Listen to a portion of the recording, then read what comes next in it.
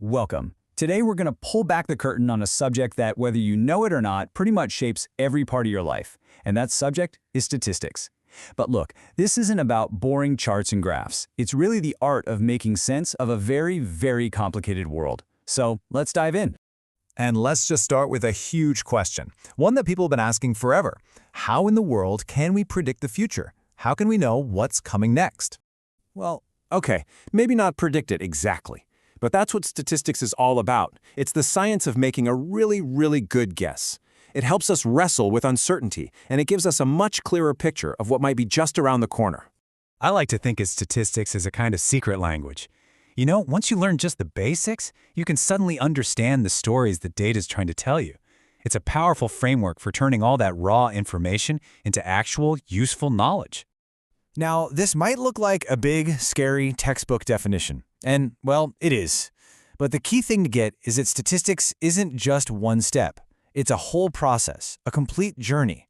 It starts way at the beginning with how you even plan to get the data. It takes you all the way through organizing it, and it ends with the most important part, drawing a conclusion and figuring out what it all means. And you know, this idea has been around for a long, long time. The word statistics actually comes from the word state. Think about it. The Roman Empire had to collect data on its people and their money just to run the state. Even Shakespeare was talking about statists. But it was really in the 20th century that the science we know today truly took shape.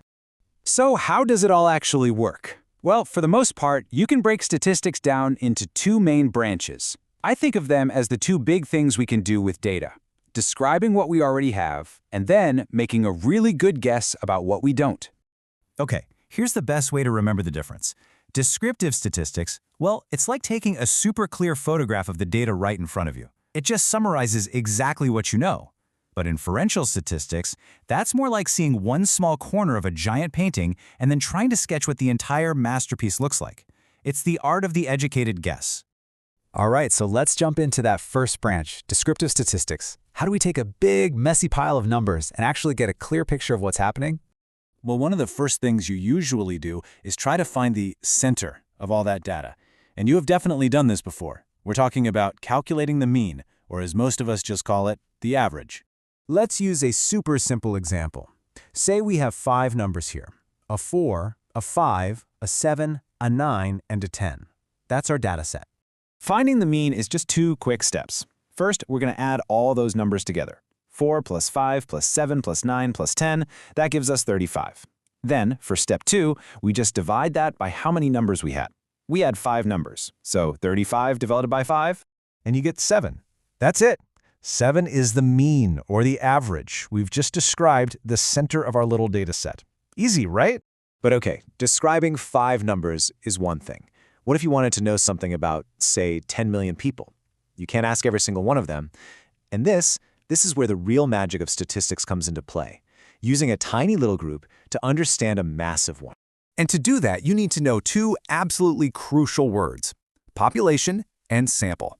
The population is the entire group you're curious about, all 10 million of those people.